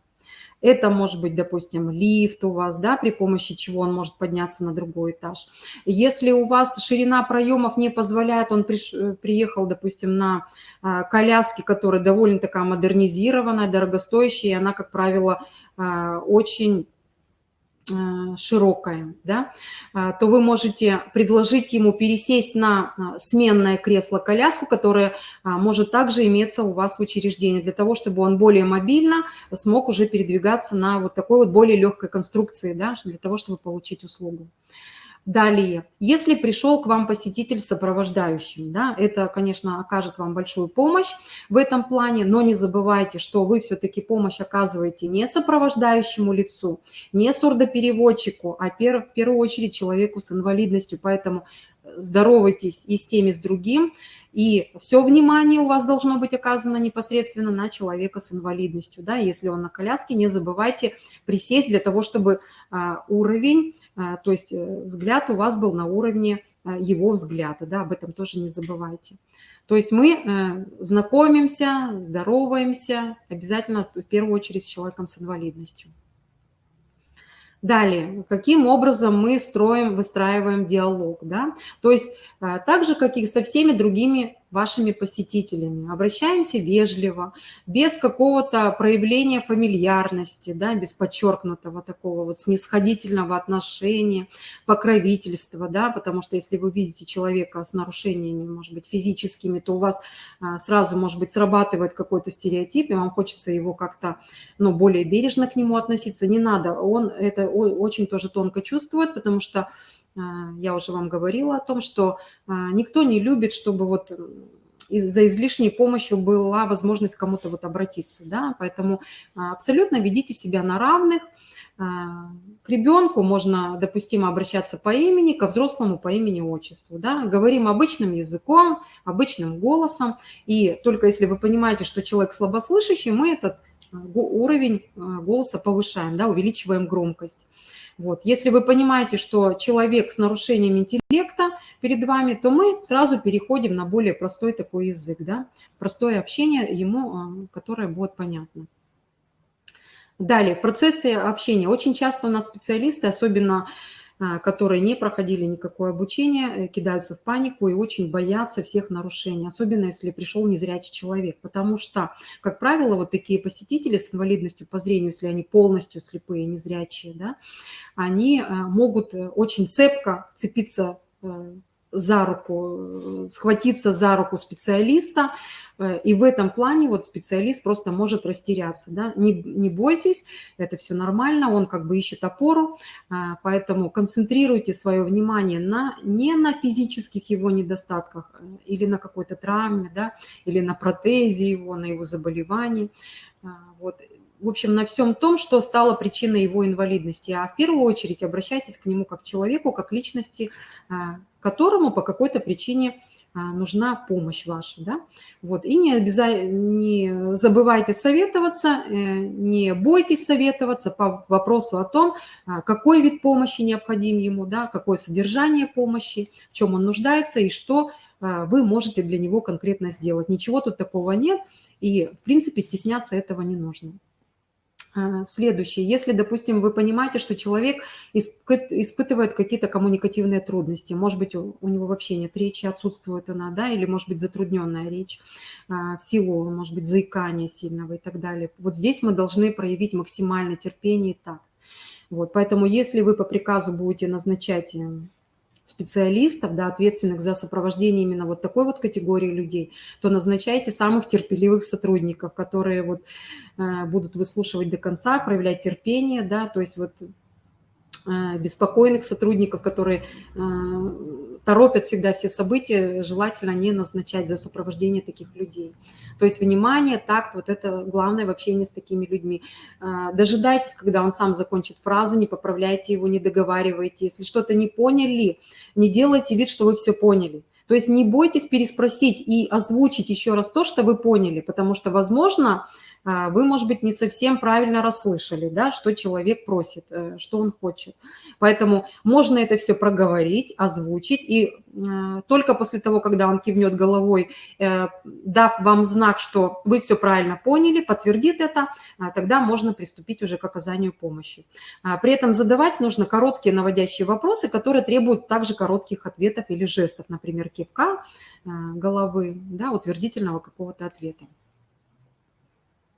Далее, не забывайте, что если человек имеет с собой при себе технические средства реабилитации, ходунки, костыли, трости, да, различные, и инвалидные коляски, пожалуйста, не трогайте их. Это тоже является личным пространством человека. Не перемещайте без согласия человека с инвалидностью коляску. Не отбирайте у него трость, не сжимайте ее, не ставьте ее в другое место, не получив на это разрешение. То есть это его собственность, элемент пространства, не забывайте. То есть во всем соблюдайте личные границы, свободное пространство. Это примерно так же, как если бы вы попали в Японию, и у них просто это табу, да, нарушение личного пространства человека, то есть какая-то дистанция определенная, и ни в коем случае за рамки не стоит заходить. То есть всегда спрашивайте разрешение, если вам необходимо будет внедриться в это пространство, то есть вам нужно будет взять за руку человека, да, предложить свою руку для опоры, потому что у вас нет, например, поручней, куда он может взяться и при помощи которых может передвигаться, попытаться помочь в передвижении или переместить, допустим, коляску и так далее. То есть не навязывайте ни в коем случае вот этот тактильный контакт, потому что есть люди такие, кому неприятно. И причем неважно, если это будут люди с инвалидностью. Очень много людей, которые не имеют каких-то особых потребностей, но тоже испытывают неприязнь, когда какой-то вот навязывается тактильный контакт дополнительный. Далее, если вы поняли, что вы вспомнили все свои знания, да, прочитали методичку о правилах этикета, о терминологии, и вы вдруг поняли, что вы что-то не то сделали, что-то не то сказали, Но не бойтесь этого, тоже можно извиниться всегда, да, внести поправку в разговор и продолжать спокойное общение. Не смущайтесь. Если вы вдруг поняли, что незрячему человеку вы сказали «увидимся», «до завтра» и так далее, да, или неслышащему человеку вы сказали «а вы слышали, что там то-то, то-то, то-то произошло», да, или «постойте передвигающимся на коляске», хотя он передвигается на коляске, а не стоит, да, на ногах, вот. Не стесняйтесь, такие выражения приемлемы, ничего страшного в этом нет. И человек с инвалидностью, он может порой даже не обратить совершенно на это внимание. То есть это только вот в вашей голове, поэтому ничего страшного, продолжайте общение, но в этом случае не забывайте извиниться, конечно. То есть во всем должна быть при любом общении доброжелательность, открытость, готовность, да, причем искренняя готовность помочь, то есть точно так же, как с любым другим человеком без особых потребностей. И не нужно стесняться, еще раз повторяю, спросить собеседника, который нуждается в помощи, и вы видите это, как правильно поступить, что сделать для этого, да, потому что понятно, что всего вы можете не знать. Ну, элементарно вы можете не знать какие-то специфические особенности модернизации коляски, да, как там отрегулировать ее и так далее. Поэтому ничего страшного, если вы спросите, и он, конечно же, поможет с удовольствием, вам расскажет, как это сделать. То есть постараться отнестись к другому человеку так, какого отношения вы бы хотели к себе. Это, мне кажется, принцип абсолютно на всех людей распространен, да, для всех людей. Так, ну и теперь мы поговорим отдельно по каждой из 8 категорий, что вы должны сделать при оказании ситуационной помощи, когда к вам на объект пришел человек той или иной категории. Да? То есть если пришел к вам человек, который передвигается на коляске, то, конечно же, должно быть содействие при входе и выходе с объекта. То есть я еще раз повторяю, что перемещать и трогать коляску нужно только с разрешения этого человека. Не стесняйтесь спросить о технических возможностях коляски, потому что нужно, вот, возможно, ее отрегулировать, да, для того, чтобы перемещаться, может быть, внутри здания. Не забывайте, что коляска всегда очень быстро набирает обороты, поэтому старайтесь начинать, особенно вот в начале движения, катить ее очень медленно. И перед тем, как вы приступите уже к передвижению, при разговоре, обязательно присядьте для того, чтобы взгляды, лица собеседника у вас были на одном уровне. Да? Для того, чтобы человек, который находится на коляске, не запрокидывал голову. Это крайне неудобно. Это очень сложно ему таким образом вот продолжать общение. Ни в коем случае не опирайтесь на коляску, не повисайте на ней. Потому что, еще раз повторяю, это личное пространство человека. Ну и очень часто, вот я в своей практике наблюдала, когда, например, приходит группа, ну, неважно, даже не группа, может быть, один человек на коляске, и администратор машет ему рукой и кричит: «Эй, проезжайте сюда», и так далее. Такие вот слова тоже недопустимы. Не забывайте, что коляска – это не велосипед, это не автомобиль. По сути, представьте, что это ноги у человека с инвалидностью.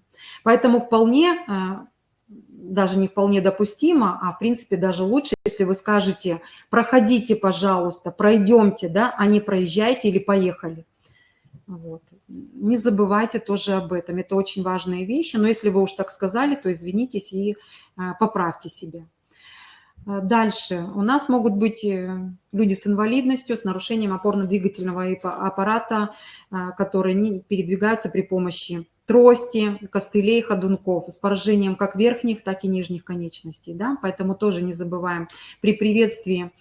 Вот здесь вот очень важный момент, на который я хотела внимание обратить. Если человек пришел с протезом, например, да, и вдруг вы здороваетесь, протягиваете руку ему, ну, если при необходимости, конечно, и вдруг вы понимаете, что у него протез. И многие просто впадают в ступор, да, паника какая-то начинается. Ничего страшного. Вы можете пожать другую руку с охраной, вы можете пожать действующий протез посетителя. Вот для него это будет совершенно нормально. То есть не делайте вид, что вы смутились, что вы впали в панику. Здесь все совершенно просто. То есть действуем по обстановке. Далее оказываем помощь при наличии существенных физических барьеров. Все барьеры у нас уже были перечислены, да, по каждой категории человека с инвалидностью. То есть для вот данной категории высокие ступени, напоминаю, пороги, отсутствие или какие-то ненормативные поручни, допустим, они в диаметре очень широкие, их невозможно просто обхватить, да, очень неудобно. Вот, поэтому оказываем содействие при входе и выходе. Если поражение верхних конечностей, то, естественно, ему будет очень сложно открыть, да, но если только подбородком, может быть, ртом. Вот, поэтому при открывании дверей, при подъеме по лестнице, при пользовании гардеробом, туалетом, телефоном, при написании текстом, да, оказываем помощь вот при всех этих вещах. Вот. Если у вас в учреждении есть какие-то технические средства реабилитации, для удобства можно предложить. Если они, конечно, встроенные, уже стационарные, допустим, какие-то специальные ручки, открывающиеся локтем, да, для людей с поражением верхних конечностей, то это прекрасно, если вы такие вот в рамках программы доступной среды установили, и у вас оборудованы, допустим, санитарные комнаты, гардеробы, вот именно для таких людей. Это прекрасно, конечно. Вот. Ну, а если нет, то тогда только остается надеяться на ситуационную помощь. Предлагаем руку, да, для дополнительной опоры или, может быть, помочь выполнить какие-то действия. Если у него вторая рука, допустим, занята, у него трость, да, находится во второй руке. Не смущаться при виде необычных действий. Очень часто, если человек не имеет рук, да, то есть отсутствуют у него верхние конечности, то вы можете видеть такие вещи, как письмо при помощи рта, открывание крана подбородком и так далее. То есть это для него вполне нормальные вещи. Или написание вообще, может быть, ногами даже, да. Не смущайтесь, если вы увидите такие специфические действия. Но так, вот такой вот образ жизни выработан в силу вот таких вот нарушений. Поэтому ничего страшного, не делайте вид, что вы удивились каким-то образом, смутились и так далее. То есть для него это совершенно нормально. Следующее, да, если категория пришел к вам в учреждение культуры человек незрячий.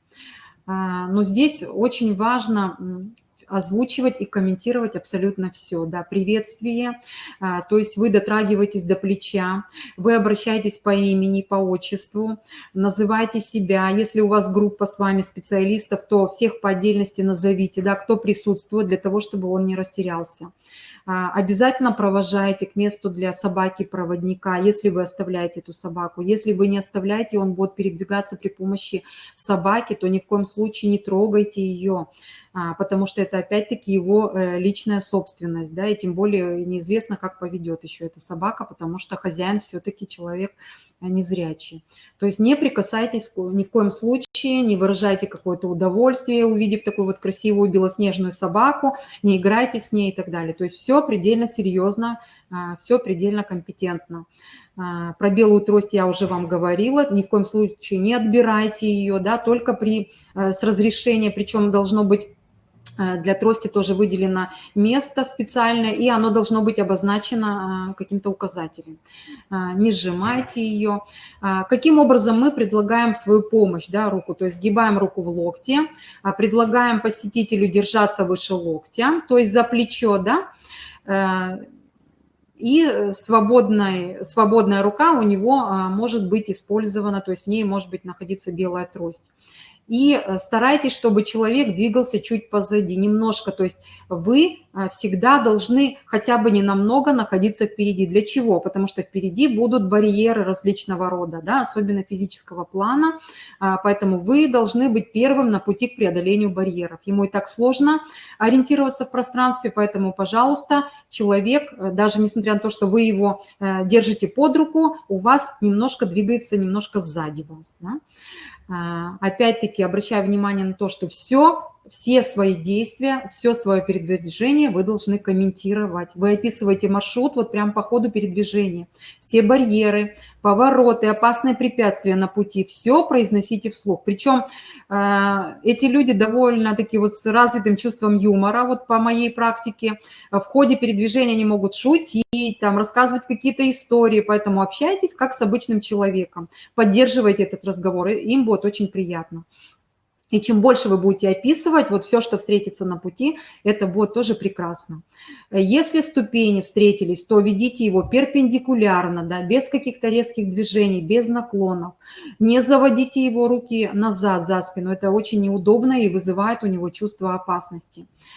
Если вы передаете какой-то предмет, да, понятно, что он не видит этот предмет, он будет его только тактильно ощущать. Пожалуйста, не говорите слово «пощупайте». Да, потому что для него руки – это его глаза. Говорите, посмотрите так же, как с обычными людьми. То есть для незрячих это означает осязать, видеть руками. Далее. Сопровождение, да, продолжаем. Если встретились какие-то узкие проходы, то берете посетителя за руку и отводите его немножко за спину. То есть вы находитесь впереди, он позади вас идет, да, для того, чтобы преодолеть это узкое пространство. Опять-таки описываем расположение. Вы попали в какой-то кабинет, в какую-то комнату, описываем расположение предметов, всех мебели. Если вы хотите помочь, чтобы он сел, посадите его, то возьмите его руку, положите на поручень, на спинку стула, на подлокотник кресла, на крышку стола и помочь определить его рукой сиденье, да, то есть помочь ему присесть, для того, чтобы он сам смог понять вот это вот место для сидения. Если вы работаете с какими-то документами, пожалуйста, озвучивайте, что это за документы, какие денежные купюры, если вдруг, да, в случае приобретения, может быть, билетов вы передаете. Вот последовательно точно называйте все эти документы, все эти предметы, которые вы передаете ему в руки. И полностью зачитывайте текст. Либо вы передаете этот документ, если человек владеет, может читать на шрифте Брайля, хотя у нас таких очень мало людей. Я хочу сказать, что очень много незрячих вообще не владеют азбукой Брайля, поэтому не все они могут читать, но если те, кто умеет читать, то можно вот такие вот тексты, если они у вас есть, конечно, да, в учреждении предоставить. И предупреждайте о своем перемещении, если вдруг вы решили уйти, оставляйте его на какое-то время, обязательно об этом сообщайте, говорите, да, что вот я сейчас вернусь, я ухожу туда-то, но я через несколько минут к вам вернусь. Посидите, пожалуйста. Следующая категория – слабовидящие, да, то есть барьеры, в принципе, те же самые, но здесь в основном, опять-таки, нужно помощь оказать при наличии информационных барьеров и в случае недостаточной зрительной информации, особенно вот если есть слабо освещенные места, отсутствие какой-то контрастной предупреждающей информации, недостаточные размеры текста, неважно, в документах или на сайте, иных знаков и цветовой предупредительной разметки. Опять-таки, желтый цвет они очень хорошо распознают. Опять-таки, уточняем, какая помощь требуется, потому что, может быть, ему и не требуется, да, никакая помощь. Предлагаем взять под руку сопровождающего и предупреждаем, опять-таки, о всех возможных препятствиях и опасных местах на пути. Мы можем также предложить какие-то технические средства, да, реабилитации для чтения, например, лупы определенные, дополнительную освещенность. И при необходимости, если ему это требуется, прочитать текст, который находится на стенде, в каком-то документе и на иных носителях. Далее, если это категория неслышащих. Если у вас есть сурдопереводчик в учреждении, конечно, прекрасно. Если у вас нет, и вы должны обеспечить этот доступ, если он приходит, конечно, сурдопереводчиком и владеет навыками РЖЯ, да, русского жестового языка. Далее, не забывайте, что вот услуга сурдопереводчика предоставляется инвалидам по слуху в любом случае бесплатно. Это является обязательством организации. То есть если вы видите, что человек неслышащий, вы поняли это, да, по разговору, то привлеките его внимание. Может быть, конечно, не фамильярно, там, затронув за плечо, а помахав рукой, слегка дотронуться до плеча. При этом обязательно находитесь в поле его зрения, не сзади, не со спины, да, чтобы он постоянно поддерживал с вами визуальный контакт, чтобы он читал по губам, потому что некоторые не владеют навыками РЖЯ, но они прекрасно читают по губам. У нас вот таких детей очень много, неслышащих, которые обучаются в интернате в Максаковке, не владеющих, да, русским жестовым языком, и специалистов тоже, педагогов. Они просто, дети считывают по губам и таким образом получают образовательные услуги. Говорите всегда медленно, четко, да, для того, чтобы он мог вашу артикуляцию распознать короткими фразами. При необходимости задавайте какие-то простые короткие вопросы и можете использовать, даже не зная жестового языка, какие-то общепринятые такие социальные жесты, да. До свидания, там, допустим, здравствуйте, ну, еще какие-то, которые вот вы знаете. При необходимости повторяйте фразы, перефразируйте фразы или, может быть, возможность, если есть такая, то напишите короткий текст для того, чтобы он ознакомился и понял, да, что вы от него хотите или, может быть, что он от вас хочет. Если слабослышащие люди, то мы говорим более громко, также короткими фразами, используем опять-таки общепринятые жесты для дополнительной поддержки.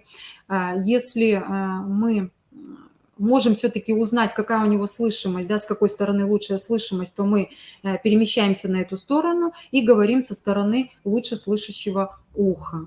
Далее, если это находится в помещении, и он получает как услугу при помощи звуковых средств, то мы к источнику звука приближаем его, да, или обеспечиваем индивидуальное усиление. Помните, да, индукционные петли, стационарные, переносные, аудиоконтуры и так далее. Но это если есть, конечно, при наличии. Если человек со слуховым аппаратом, то вот индукционные петли, конечно же, желательно использовать, то это будет очень хорошо поглощать излишние шумы. Опять-таки поддерживаем визуальный контакт, потому что и слабослышащие люди тоже довольно хорошо читают по губам. Убеждайтесь, что вы правильно поняты, переспрашивайте, да, повторяйте какие-то фразы, и можно обменяться опять-таки в письменном виде информацией, например, написать номер телефона, адрес, иную цифровую информацию. Тут вот вопрос поступил, да, по поводу парковки. На сегодняшний день общая парковка, оборудование. Но все-таки оборудование для специализированного транспорта инвалидов обязательно должно быть обозначено. И место, которое не должно быть занято другими автомобилями, и знаками вертикальной плоскости. То есть это должен быть знак. Обязательно нужно согласовать с местной администрацией, с муниципалитетом. Это все делается очень быстро, даже в дистанционном режиме, для того, чтобы вам дали согласие на оборудование вот такой вот парковки. Так, где можно взять диски, брошюры? Еще раз я напоминаю, что вот данные две презентации будут доступны у вас в записи на официальном сайте КРИРО. Те, которые вот вебинары вчерашние, сегодняшние, и методички, можете обратиться на сайт Кочпанского психоневрологического интерната, найти в разделе «Главное об учреждении» вкладку «Доступная среда», и там очень много вы методического материала найдете в плане этикета, общения с людьми с инвалидностью, и очень много инструкций для сотрудников и для людей с инвалидностью по оказанию ситуационной помощи. Это вот параллельно ответы на вопросы. Ну и последняя категория – сопровождение людей с нарушением интеллекта.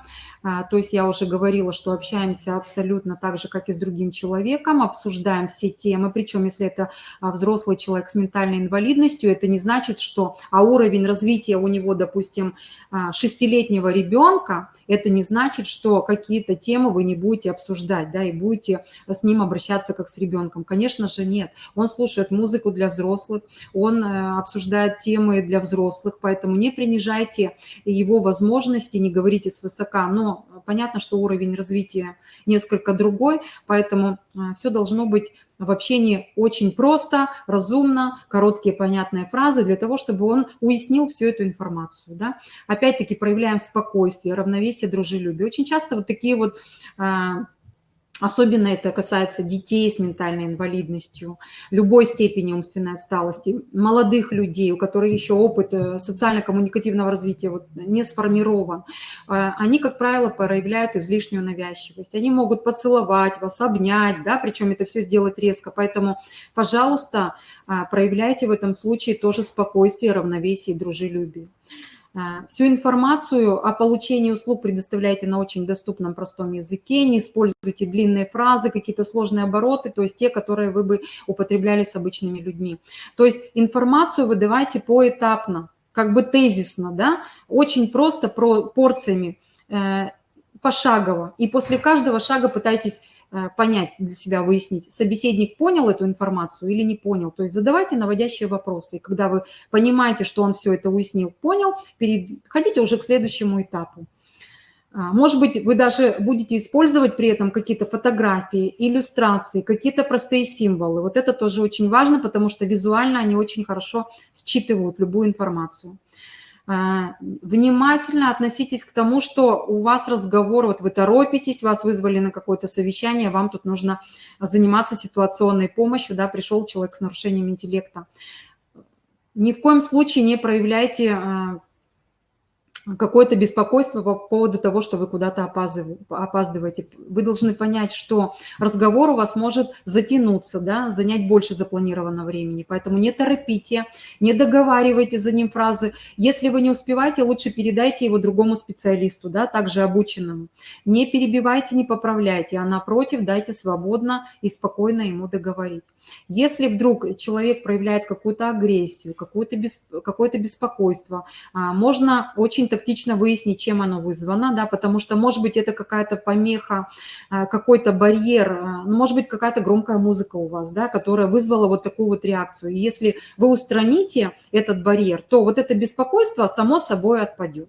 Вот, и не нужно будет какие-то меры дополнительные предпринимать. Но если вы не можете источник этого беспокойства найти, может быть, это просто человек, да, для которого характерно постоянное проявление агрессии, то если вы не справляетесь, пригласите либо компетентного специалиста, либо вспомогательный персонал для оказания еще дополнительной помощи. Вот. И иногда люди с инвалидностью могут обратиться к вам за помощью для того, чтобы вы помогли добраться до маршрута, да, до общественного транспорта. Ну, я думаю, что не стоит, наверное, отказывать в этой помощи, если он сам обратился. Поэтому максимально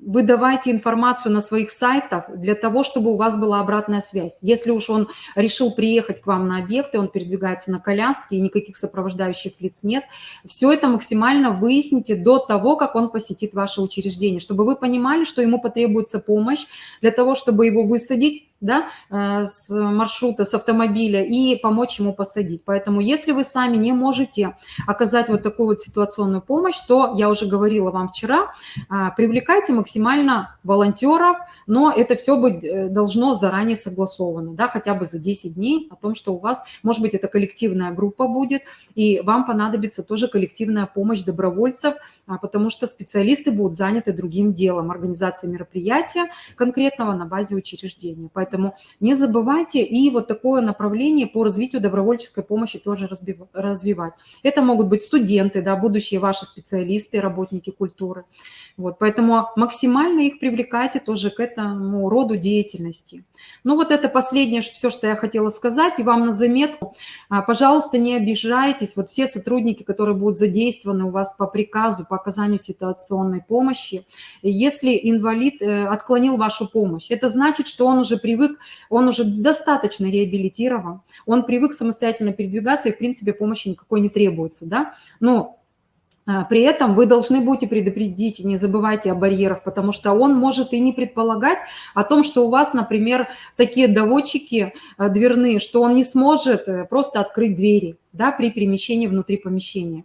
Поэтому, пожалуйста, об этом предупредите, что у вас может быть, допустим, выставочный зал или библиотека, зал для книг находится на 3-м этаже, а он на коляске. И он в любом случае не сможет туда попасть, да, поэтому вот об этом вы обговорите, чтобы он понимал, что вот такие вот барьеры встретятся на его пути, и он самостоятельно не сможет получить услугу. Вот. Но несмотря на то, что вы все-таки предложили вашу помощь, а он ее отклонил, ему все равно будет приятно, что вот вы оказали ему такое внимание, и это вызовет благодарность с его стороны.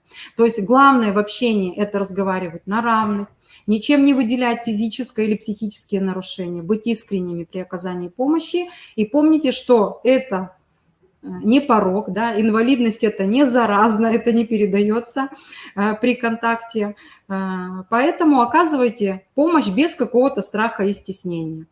Вот, в принципе, все вот такие вещи, которые вам понадобятся при оказании ситуационной помощи. Но о том, каким образом вы распределите и назначите сотрудников, может быть, у вас будет это, допустим, вахтер-охранник, который будет открывать входную дверь и консультировать при первой встрече, да, но мы знаем, что не всегда охранник может справиться вот с такой вот, с оказанием данного вида помощи, потому что ему элементарно просто запрещено покидать свое рабочее место, да. Самая главная его задача – передать максимальный сигнал до специалиста, до человека, до сотрудника, который ответственен за определенную категорию. Не обязательно он сможет определить, к какой именно категории относится человек, вот, потенциальный посетитель вашего учреждения, да, ну, допустим, человека на коляске он сразу сможет определить, а человека с нарушениями интеллектуального развития он, конечно, не определит, да, поэтому максимально конечно, должны быть задействованы специалисты. А уж как вы распределите по приказу закрепление за каждой категорией определенного специалиста, какого-то сотрудника, это уже задача вот как раз непосредственно руководителя рабочей группы и членов рабочей группы. О том, администратор ли будет отвечать, да, за сопровождение какой-то определенной категории или при появлении этого человека и решать, какому специалисту его передать. Или что-то на себя возьмет гардеробщик, какую-то, да, часть по оказанию этих услуг. То есть вот это, конечно, вам на откуп. Вы сами должны все определить и четко по приказу вот этот порядок сформировать по оказанию ситуационной помощи. Ну, а все остальные моменты я вам осветила, да, то есть какая терминология, какой этикет и какие основные правила при взаимодействии с людьми с инвалидностью вы будете осуществлять. Ну, а методички будут вам в помощь. Поэтому огромное спасибо за внимание. Я думаю, что все мы вместе с вами, коллеги, в плане создания доступной среды, постараемся сделать мир доступнее, да, и максимально устранить все эти барьеры, и отношенческие в том числе, и, конечно же, физические, средовые барьеры, которые у нас которых очень много, не только в учреждениях культуры и искусства, вообще в других любых учреждениях, да, поэтому будем максимально работать на устранение вот этих барьеров. Ну, а отношенческие, коммуникативные барьеры, конечно, на это не требуется каких-то затрат, это можно начинать уже с сегодняшнего дня, да, чтобы стереотипы разбивать и относиться к таким вот людям с инвалидностью на равных и понимать, что они такие же обычные люди и имеют полное право на получение всех ваших услуг, которые вы предоставляете для обычных людей, для людей без особых потребностей. Поэтому спасибо вам огромное. Я думаю, что вы учтете все эти рекомендации, все эти презентации будут в доступе. Если будут какие-то проблемы с доступом вот к данному материалу, этих двух презентаций, то обращайтесь в КРИРО к Наталье Александровне Савенко, которая является модератором вот этих вот двух вебинаров. Поэтому спасибо вам еще раз за внимание. И я думаю, что все мы будем работать на одно большое доброе дело. На этом я с вами прощаюсь. Если вдруг возникли какие-то узкоспецифические вопросы, то вы знаете, где меня найти. Я являюсь методистом Кочманского интерната. Вы всегда на сайте можете найти информацию, найти мои контакты и связаться, созвониться со мной, и тогда мы постараемся ответить на все ваши интересующие вопросы. Кроме этого, еще есть очень хороший специалист в плане создания физической доступности, специалист по доступной среде. Можете это записать. Региональный центр развития социальных технологий, который находится на Маркова, 13. И специалист, который занимается вопросами паспортизации, составления паспортов доступности, дорожных карт, планов адаптации, это Демченко Оксана Андреевна. Можете тоже обращаться в региональный центр развития социальных технологий. Я думаю, что вот эти все вопросы, связанные с техническими регламентами, с СП-59, она вам поможет очень детально разъяснить. И не забывайте, что у нас есть ряд организаций, которые делают, что называется, под ключ, да, и технические средства, и вот те же самые кнопки вызова в комплекте. Абсолютно полностью приезжает бригада специалистов, которые все вам установят, все сделают именно максимально со всеми теми нормами, которые прописаны у нас в сводах правил, да, в строительных нормах.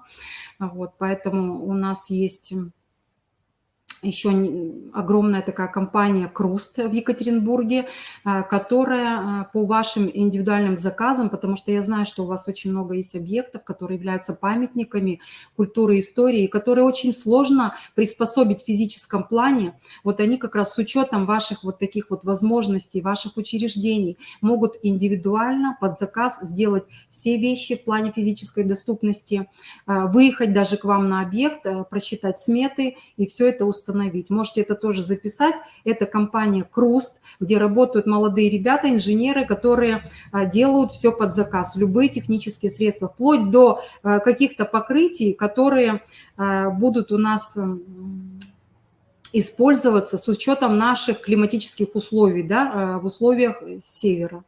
Вот, поэтому Екатеринбург, «Круст», еще раз напоминаю, и Главмедстрой у нас тоже есть в Сыктывкаре такая организация, которая тоже занимается вопросами физической доступности и устанавливает вот в комплекте некоторые такие вот технические средства адаптации, средства реабилитации. Поэтому всего доброго. На этом я прощаюсь и спасибо за внимание. До свидания.